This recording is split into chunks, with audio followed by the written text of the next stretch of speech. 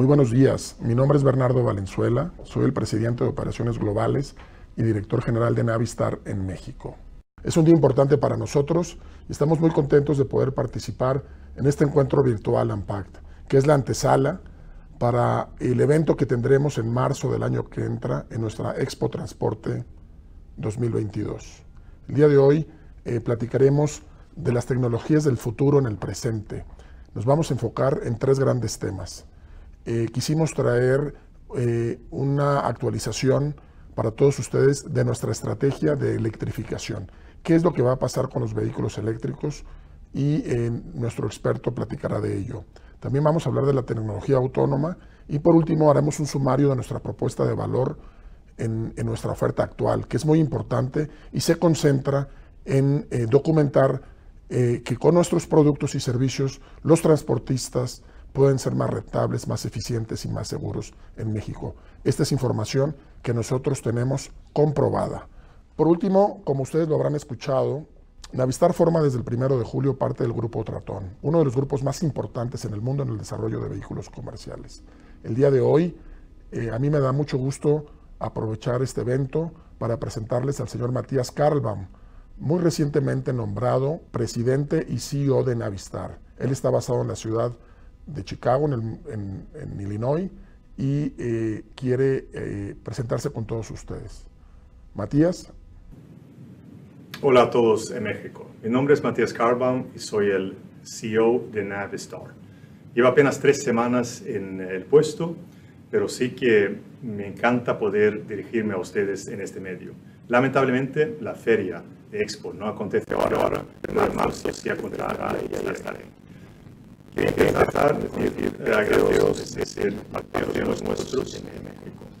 Nosotros ahora somos parte de un grupo importante de Transporte. ¿Por qué digo esto? Porque ahora Navistar no solo estará trabajando como siempre, cercano de ustedes día a día, pero también tenemos otras posibilidades de invertir más en tecnologías futuras.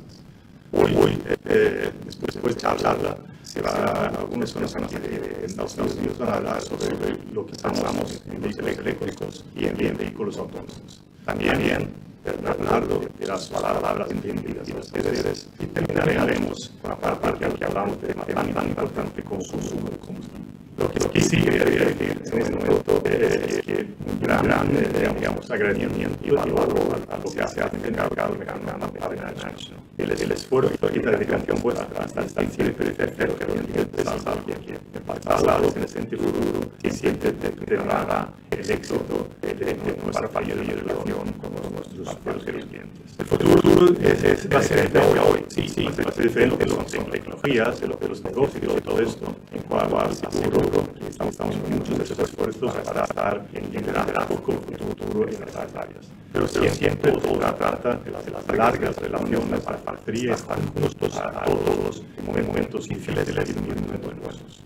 Me encantará escuchar la opinión que vosotros tenéis sobre vosotros. ¿Cómo pensáis? ¿Cómo encargáis hoy? ¿Cómo veis el futuro? ¿Quién necesitáis más que nosotros para dar servicios a vosotros, a vuestros clientes? ¿Y cómo podemos estrechar las relaciones separativistas que tenemos? No de las restricciones de viajar, no me permiten ir ahora mismo a México, pero ojalá se levanten las semanas que vienen para que yo pueda estar ahí antes de Navidades. Y os aseguro que el mercado mexicano es muy positivo de las experiencias anteriores que tengo y siempre lo estaré ahí en mente en todo lo que hacemos aquí en la sede aquí en el Chicago.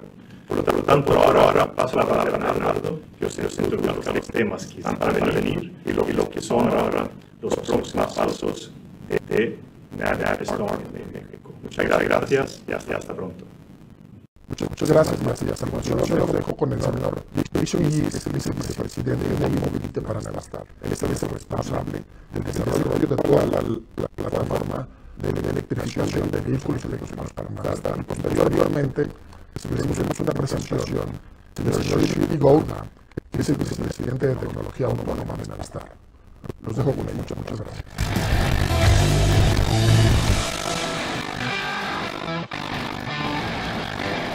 Hi, my name is JC. I'm the Vice President of Business Development for Navistar's Mobility team. I'm responsible for the customer's end-to-end solutions for anything zero emissions. This includes international truck, IC bus, and next e-mobility solutions team. Here at Navistar, we are excited for the future of electrification.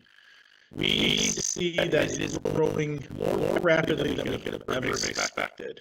We are putting both school buses and trucks into customers' hands as we speak.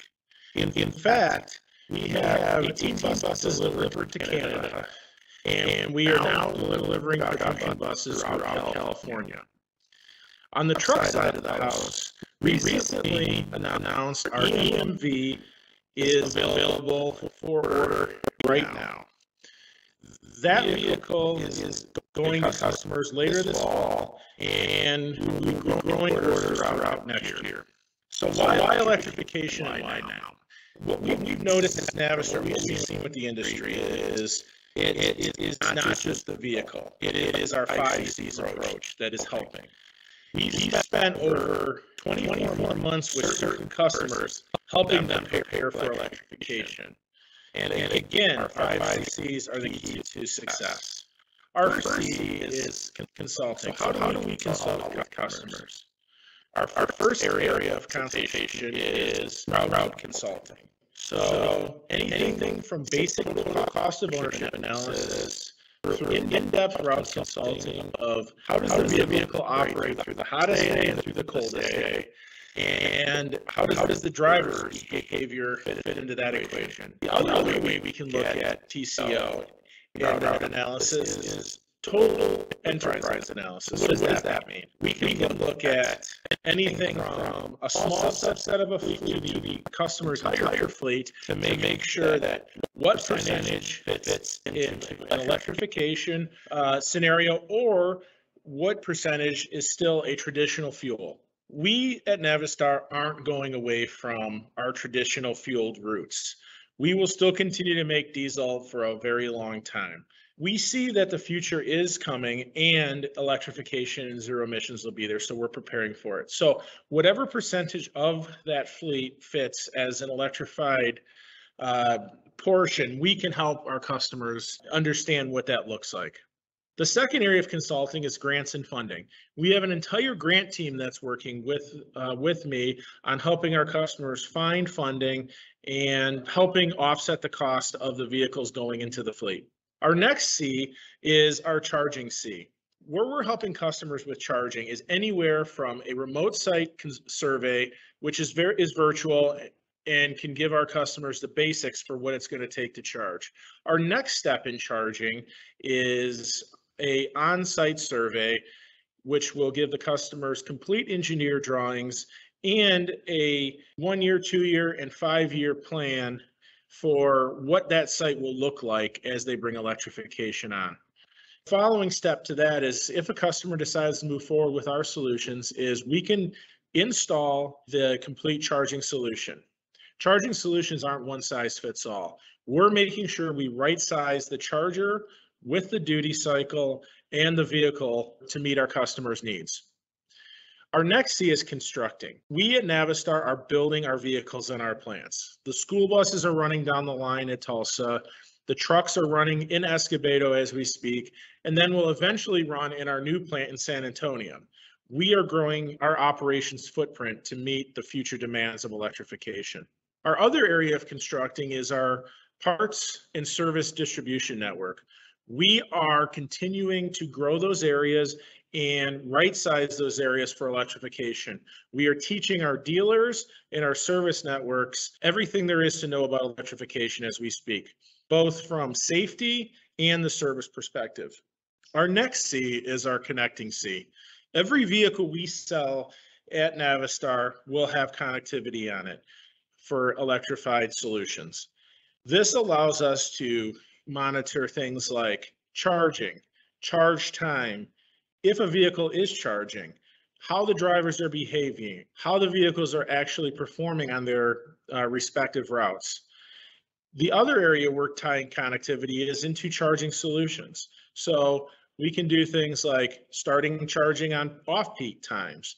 We can do things like monitor how the charging equipment is behaving. so we can help if there is an issue with either the vehicle or the charging solutions to make sure that we can fix them if there's a problem in the field. Our last area is conserving. This one we find is extremely important, and we've added this fairly recently. So on the conservation side, what we are doing, and this is to meet what customers have asked, is what happens to the battery? And it's not always an easy solution. So if a battery goes bad during the life cycle of the vehicle, we'll pull that battery off and replace it with a battery that is as good or better than the one that came off the vehicle. The battery that did come off the vehicle, we will bring it in, we will analyze it, and it will go through a process of either remanufacturing, which majority batteries will do, and be put on the shelf for another day on a vehicle. If that battery for some reason is deemed unacceptable for second life applications on a vehicle, it is put into a secondary stationary power application, which we're already looking at some programs around that. And worst case scenario, which is a very low percentage, especially this soon into the life cycle of what we're doing on electrification, if there's an issue with that battery for whatever reason, we'll recycle it. Again, that is a very low percentage, and it's fairly unlikely that we'll have to go down that path in this early in the game. We're looking at 10, 15, even 20 years out before we even have to cross that bridge. So again, we are excited. Our 5 C's are our cornerstones of success. Really, we're in an educational period right now as an industry. Navistar is excited to be leading that way and helping our customers understand all of these different aspects as they're bringing electric vehicles in. We're proud of the bus launch. That is a huge win for us as a company. Our truck is right behind it, which is utilizing similar technologies and drive systems.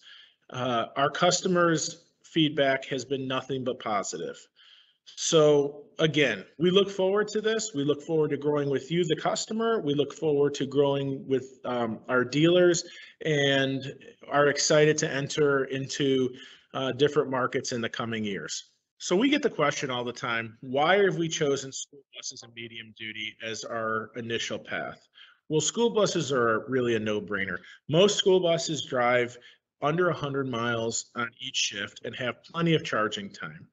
On the medium duty, we were looking back at a lot of our OCC data on our vehicles over the past few years, and we've noticed that a large percentage of those are under 200 miles each day also. So again, if the application is not acceptable, we still make diesel products that are some of the best in class. Again, work with our customers for mixed fleets.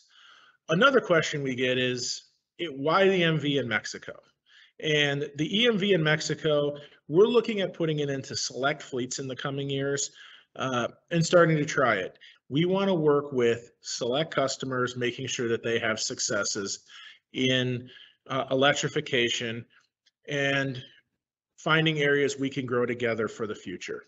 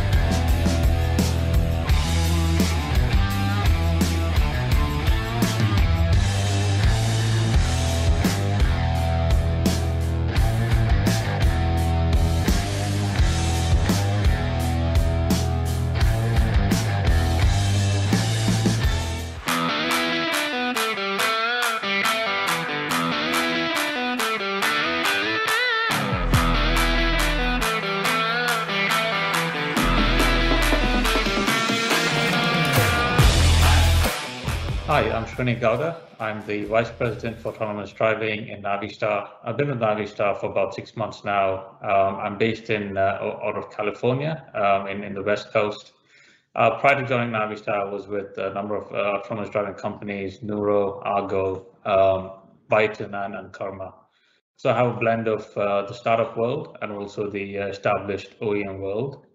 The reason for joining Navistar was to realize my dream in autonomous driving. The trucking segment will probably realize that first because of the lesser complexities and the lesser dynamic environment that a truck has to deal with when compared with passenger cars. So as part of that, what attracted me again was, in July of 2020, last year, Navistar and TuSimple inked a partnership where Navistar would come up and build trucks, and TuSimple would basically supply the software, the brains behind the autonomous driving system.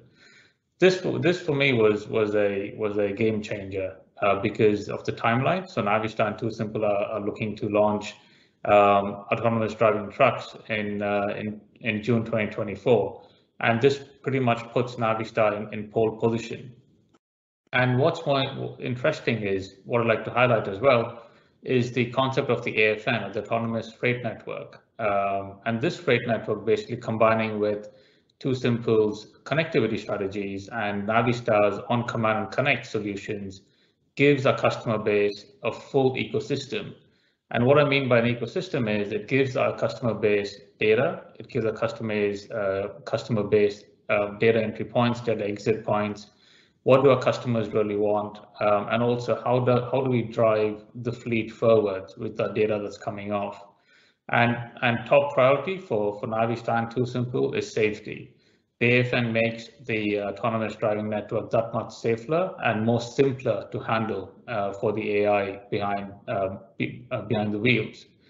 So the goal of the partnership between TuSimple and Navistar actually is to develop heavy-duty trucks, get it in the market by June 2024, and also have a cost-effective solution for the marketplace. We all know that driver shortage is not a new issue. It's been in the industry, but driver shortage is being exacerbated by almost 60 to 85% by 2025-2026 timeframe. This makes the autonomous driving truck an ideal solution for a customer base, whether it's being fleets or whether it's some of the bigger customers that Navistar has. And that's where autonomous trucks come in my opinion. Apart from that, you also have cost savings, cost benefits from a miles per gallon ratio, but also just the overall truck usage. Traditionally, trucks are used for 8 hours at a stretch with the human driver behind the wheel. But with an autonomous truck, that time limit goes away. It just means more uptime and more return on investment for the customer base, and also for Navistar and TuSimple. Navistar and TuSimple, well, I believe that autonomous trucks will change the way capacity and demand is being looked at, the supply and demand relationship. And I also strongly believe that the demand for autonomous trucks will peak once the solution is proven out. And by being one of the first to the field in terms of looking at when we can actually achieve to pull the driver out in a safe manner from the truck, which is targeted for June 2024, we will be at pole position, and the demand for this technology with trucks that can actually enable this will skyrocket. It also improves the lives of drivers, because then drivers don't have to spend nights away from home. They can look at driving trucks from the last mile delivery solutions and go back to their families. The hub-to-hub solution that's being engineered between Navistar and TuSimple, that's where the key benefit is in terms of improving driver satisfaction and reducing the risk that we see on the roads. Just to put the risk into context, from 2010 till now, we've had around 3,700 fatal accidents due to Class 8 trucks. And one of the key objectives for Navistar is to look at how we can reduce this, how we can actually reduce these fatal accidents on the road. And autonomous trucks is definitely the solution to that, because we're delivering a solution that is going to be that much safer than a human driver. And the target is, as you would expect, 0 accidents in the field due to the autonomous driver. Having said that, there are a lot of challenges in terms of where we are right now and where we want to be. But that's the name of the game. And both Navistar and TuSimple are working together to achieve the target date of June 2024. There are certain roadblocks that we need to overcome together, but that's with any other project that we see at the moment. And we're confident that we will resolve those roadblocks, and we should be the first markets or the first to market with the autonomous trucking space. In terms of geographical solutions and the target area, Navistar and TuSimple are targeting the US market first, and this solution will then quickly roll out to other countries, Mexico, and also working with our partners in Traton and Scania and MAN. We're looking at Europe and China as well for autonomous trucking solutions. So legislation is one of the key challenges right now in the autonomous driving space. It's not just with Navistar and TuSimple, but with the other AD companies as well. So legislation is developing as we speak, and we expect a first draft for autonomous specific regulations to be published around 2024-2025 timeframe. And as you said, it varies from state to state because each state has a different approach to trucking, whether it be the dealer segments, whether it just be the way they manage the highways. And this we're working with the legislative bodies, both TuSimple and Navistar as a team. And we have regular meetings set up with these legislative bodies where we understand what's coming up next from a legislative point of view, and how does Navistar and TuSimple engineer a solution that meets this legislative solution coming up. The other aspect is influencing these legislation in a positive manner. Because when you're pulling the driver out of the truck, a lot of the regulations, legislation don't apply anymore. So how do you go in and get an exempt for these? And this is where a lot of teamwork is being done. And the response from the various states has been overwhelmingly positive. We're confident that we can achieve this in the time frame. So there are two aspects to vehicle design that's being considered. One is the voice of the customer. So what do our customers actually want in terms of an autonomous driving vehicle? Yes, we do have ideas, we do have some groundbreaking theories, but at the end of the day, what does our customer want and how do we meet that customer requirement? The second one is safety. So when we're taking the design of the truck into account, how do we make the autonomous driving truck safe? So redundancies, the chassis, the braking systems, the steering systems, and everything else that goes with it. How do we make sure that it's all baked into that voice of the customer remit or purview? So having taken this into account, the actual design of the truck from the outside very much looks similar to what it is today, at least the Gen 1. We do expect changes to Gen 2 and Gen 3s, but for Generation 1s, it is very much similar. And believe it or not, we will be launching a day cab and a sleeper cab version because that's what our customers want during our Job 1 launch. And we're also looking at, for example, having 2 seats in an autonomous truck. So you have the driver's seat, you have the passenger seat. You also have a refrigerator with packed into that as part of the requirements. So you can see that the Generation 1 uptake is probably driving a lot of the truck design elements. And then as you go to Gen 2, as the customer base is more comfortable with our driver in the truck, you will see a lot more significant design changes. Being no seats, or being no steering wheels, being no accelerator pedals, so on and so forth. So in terms of the deployment operations and the various powertrains, one key advantage of autonomous technology is once it's proven out on the traditional IC engines, to port the technology onto hybrid fuel cell or whether purely electric or BEV powertrains is fairly easy. But that being said, the challenge of having that on a level 8 truck is going to be the key. Now, if you take the mass or if you take the engineering requirements into consideration, it's a lot more challenging to have a BEV doing thousands of miles in any given day, whereas it's a lot more easier for an IC engine to do the similar miles because of the infrastructure that's been provided. So once the infrastructure matures in terms of the charging locations, pit stop locations, I'm sure that the autonomous driving technology will then transpose itself into various powertrains. There will be some integration work and some validation work that needs to be done due to the change of the powertrain, but in the overall scheme of things, that's a smaller hurdle to to surpass. And also looking at our customers' interest right now, a lot of them are pretty much geared towards the IC engine for now, for the up until 2025, 2026 timeframe. Once we are able to prove out the BEV platform or the fuel cell platform, we will slowly transition into that as well. And we can see that we've had close to 6,000 confirmed reservations from a customer's base already that we can deliver to. And we only expect that number to increase as we start adding more powertrain options into that mix. So given 2027, 2028 timeframe, we definitely anticipate a spike in terms of customer demand for the various powertrains, being it IC engines or BEV or even the fuel cell options.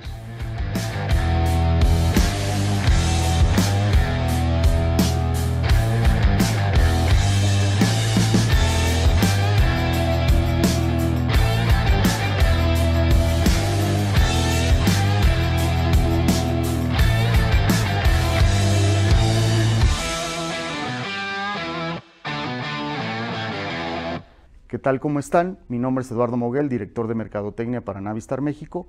A mí me toca hacer el cierre de esta presentación. Espero que haya sido de su interés esta plática de las nuevas tecnologías aplicadas para el presente. Y no me resta más que reiterarles el compromiso de Navistar para sus clientes de hacer más rentables sus negocios, a través de un mejor rendimiento de combustible, a través del mejor desempeño de las unidades y a través de la seguridad aplicada a ellas.